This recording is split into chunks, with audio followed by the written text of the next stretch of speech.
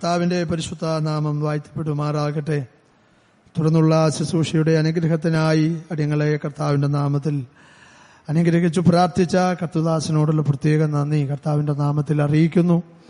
കഴിഞ്ഞ 2 വർഷക്കാലം കർത്താവിന്റെ വേലയിൽ ഈ ദേശത്തായിരുന്നപ്പോൾ ദൈവമക്കൾ അടിയങ്ങളെ ഉൾക്കൊണ്ടു, സ്നേഹിച്ചു, പോരായ്മകളെ ഉൾക്കൊണ്ട് കൈത്താങ്ങലുകൾ തന്ന് സ്നേഹിച്ച എല്ലാ കർത്തദാസന്മാരോടും, എല്ലാ മാതാപിതാക്കളോടും, എല്ലാ സഹോദരീ സഹോദരന്മാരോടും, എല്ലാ പ്രിയപ്പെട്ടവരോടും സ്നേഹനദിയായ കർത്താവായ യേശു ക്രിസ്തുവിന്റെ നാമത്തിൽ സ്നേഹവന്ദനങ്ങളെ അറിയിക്കുന്നു. ദൈവത്തിന് സ്തോത്രം.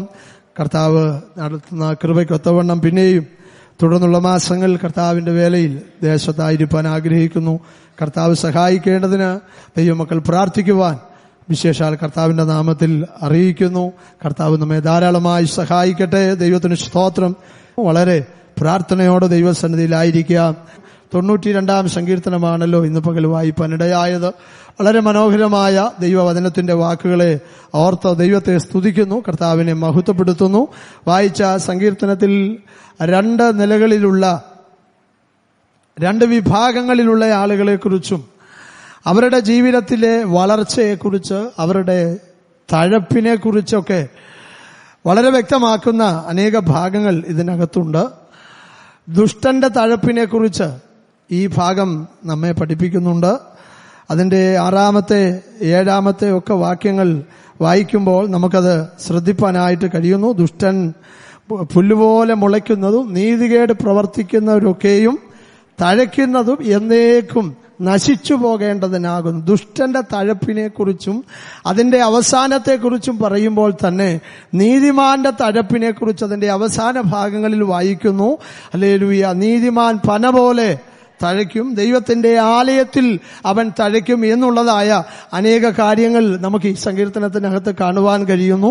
എന്നെ ദൈവം സന്തോഷിപ്പിച്ച ഒരു വചനം ദൈവമക്കളുടെ ശ്രദ്ധയിലേക്ക് കൊണ്ടുവന്ന് വളരെ കമ്പിവാചകം പോലെ ചില കാര്യങ്ങൾ ഓർപ്പിച്ച് ദൈവസന്നിധിയിൽ ഇരിപ്പാൻ കർത്താവിൽ ആഗ്രഹിക്കുന്നു.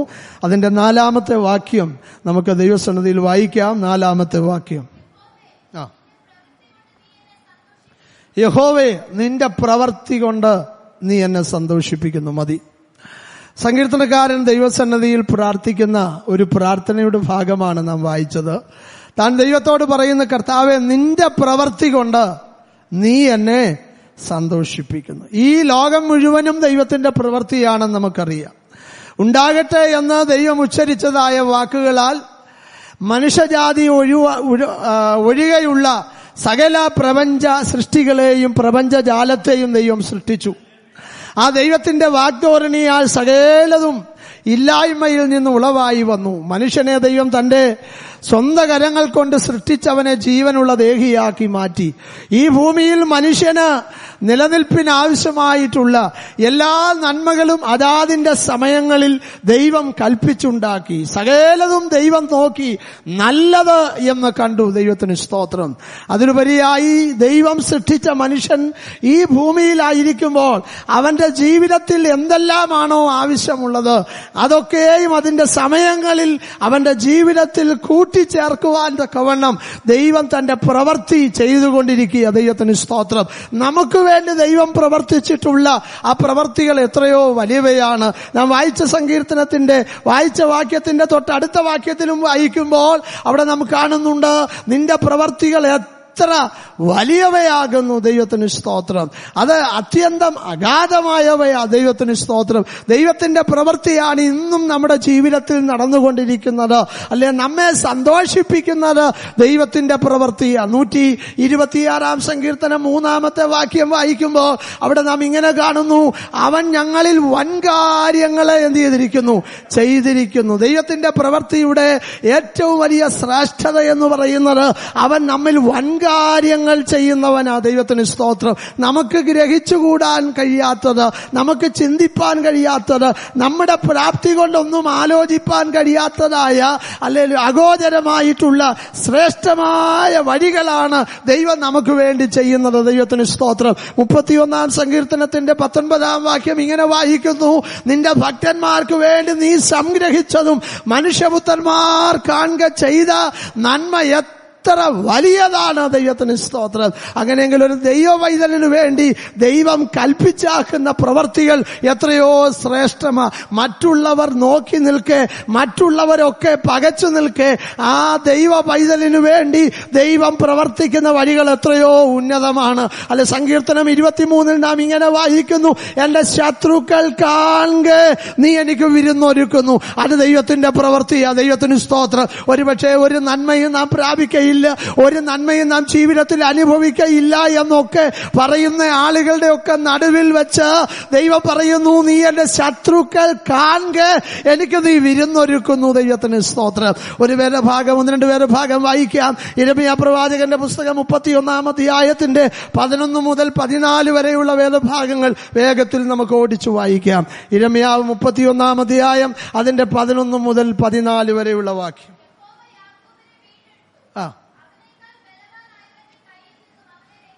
അപ്പോ ദൈവത്തിന്റെ പ്രവൃത്തിയെ കുറിച്ച് ഓർക്കണം, ചിന്തിക്കണം. അല്ലെ, യഹോവ യാക്കോബിനെ വീണ്ടെടുത്തു, തന്നേക്കാൾ ബലവാനായവന്റെ കയ്യിൽ നിന്ന് അവനെ എന്ത് ചെയ്തിരിക്കുന്നു? വീണ്ടെടുത്തിരിക്കുന്നു. ബലവാനായവൻ എന്ന് പറയുമ്പോ അത് ശത്രുവിനെ കുറിച്ചാ വായിക്കുന്നത്. 18-ാം സങ്കീർത്തനം പറയുന്നു, ബലമുള്ള ശത്രുവിന്റെ കരങ്ങളിൽ നിന്ന് ദൈവനെ വിടുവിച്ചു. അങ്ങനെയെങ്കിൽ ബലവാനായവന്റെ കരങ്ങളിൽ നിന്ന് ദൈവം വിടുവിച്ചു. അപ്പൊ ദൈവത്തിന്റെ ഒരു പ്രവൃത്തിയായത് ദൈവം വിടുവിച്ചത് ബലവാനായവന്റെ കയ്യിൽ നിന്ന്. സ്വന്തം കഴിവുകൾ കൊണ്ട് രക്ഷപ്പെടാൻ പറ്റത്തില്ല, സ്വന്തം മിടുക്കുകൊണ്ട് രക്ഷപ്പെടാൻ പറ്റത്തില്ല. അങ്ങനെയുള്ള സാഹചര്യത്തിൽ ദൈവം നമ്മെ വിടുവിച്ചു. ദൈവത്തിന് സ്തോത്രം. വിടുവിക്കുക മാത്രമല്ല, അവനോടുള്ള ബന്ധത്തിൽ ചെയ്യുന്ന കാര്യങ്ങളാണ് അടുത്ത ഭാഗത്ത് കാണാൻ കഴിയുന്നത്. വേഗത്തിൽ വായിച്ചാട്ടെ.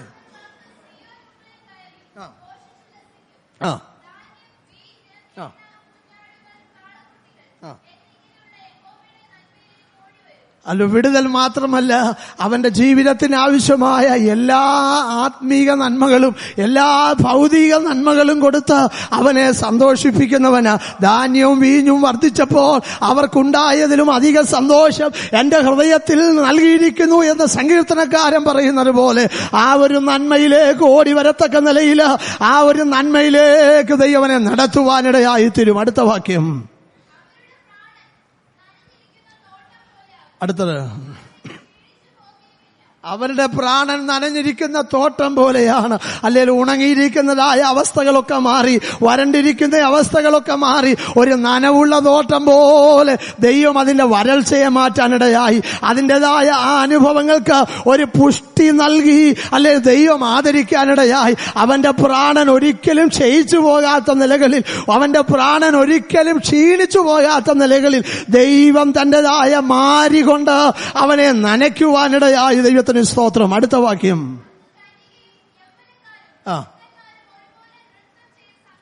അടുത്തത്, ഞാൻ അവരുടെ ദുഃഖം മാറ്റി സന്തോഷമാക്കും. ദൈവത്തിന് സ്തോത്രം. ദൈവമക്കളെ, അവൻ തന്റെ പ്രവൃത്തി കൊണ്ട് നമ്മെ സന്തോഷിപ്പിക്കുന്നെങ്കിൽ, ഇന്നും നിന്റെ ജീവിതം ദുഃഖപൂർണമാണെങ്കിൽ, ഇന്നും പലതിനെ ഓർത്ത് നീ ദുഃഖിക്കുന്ന ഒരനുഭവമാണ് ജീവിതത്തിൽ ഉള്ളതെങ്കിൽ, ആ ദുഃഖത്തെ മാറ്റി ദൈവം സന്തോഷത്തിലേക്ക് നയിക്കും. ദൈവത്തിന് സ്തോത്രം. എന്തെങ്കിലുമൊക്കെ പ്രാപിക്കണമെങ്കിൽ, ഏതെങ്കിലുമൊക്കെ വിടുതലുകൾ നേരിടണമെങ്കിൽ നമ്മുടെ കഴിവുകൊണ്ട് ഒന്നും സാധ്യമാകയില്ല. ദൈവം ആ നിലയിൽ നമ്മെ നടത്തിയെങ്കിലേ, ആ നിലയിലേക്ക് ദൈവം നമ്മെ നയിച്ചെങ്കിലേ നമുക്കത് പ്രാപിപ്പാൻ കഴിയുകയുള്ളൂ. ഇനി അതിന്റെ 14-ാമത്തെ വാക്യം കൂടെ.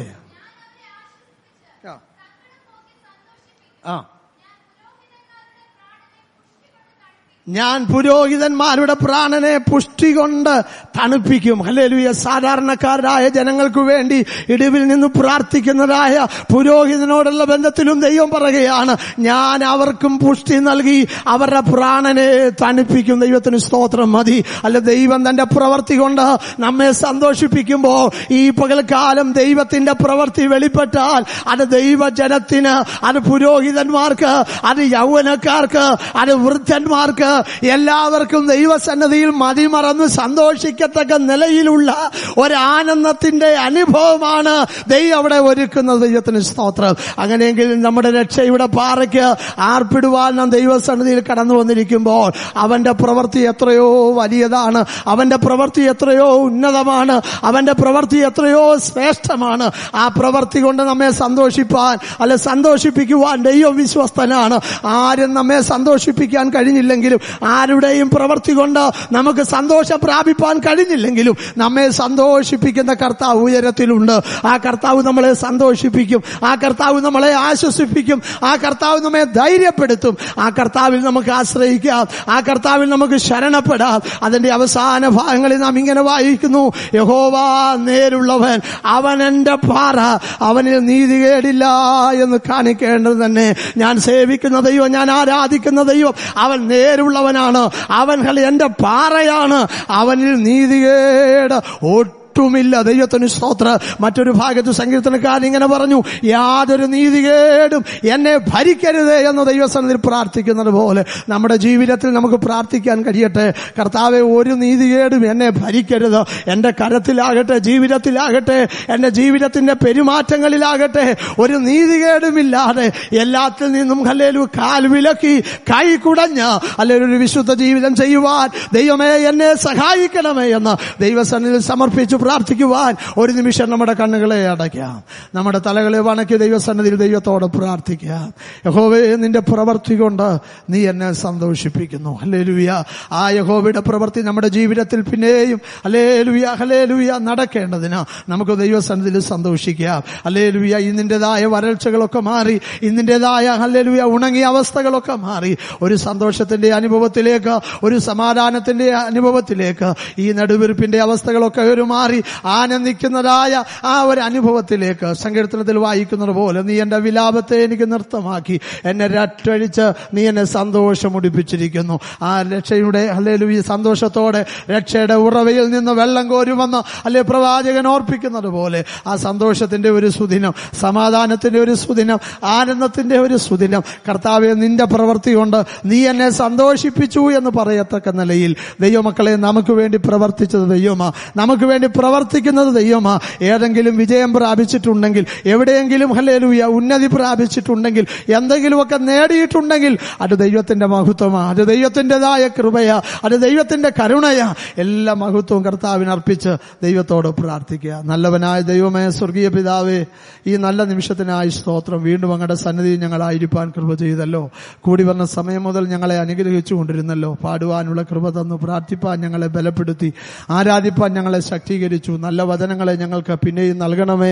അവിടുത്തെ ദാസന്മാരെ അതിനായി ബലപ്പെടുത്തണമേ. കർത്താവേ, ദൈവകരങ്ങൾ ഞങ്ങളെ തന്നെ സമർപ്പിക്കുന്നു. വചനം കേട്ടു ഞങ്ങളെ തന്നെ ചതിക്കുന്നവരായി തീരാതെ അനുസരിക്കുന്നവരായും ഏറ്റെടുക്കുന്നവരായും അതിൻ പ്രകാരം ജീവിക്കുന്നവരായും തീരുവാൻ അവിടുന്ന് ഞങ്ങളെ സഹായിക്കണമെന്ന് ഞങ്ങൾ ദൈവത്തോട് പ്രാർത്ഥിക്കുന്നു. അവിടുത്തെ പ്രവൃത്തി കൊണ്ട് ഞങ്ങളെ പിന്നെയും അവിടുന്ന് സന്തോഷിപ്പിക്കണമേ. അവിടുത്തെ പ്രവൃത്തികൾക്ക് വേണ്ടി കാത്തിരിക്കുവാൻ ഞങ്ങളെ ഒരുക്കണമേ. ദൈവസന്നിധിയിലായിരിക്കുന്ന എല്ലാവരെയും ഒരിക്കൽ കൂടെ അനുഗ്രഹിക്കണം. തുടർന്നുള്ള ശുശ്രൂഷകളെ അവിടുന്ന് മാനിക്കും. പ്രാർത്ഥന കേട്ടല്ലോ, യേശുവിന്റെ നാമത്തിൽ തന്നെ.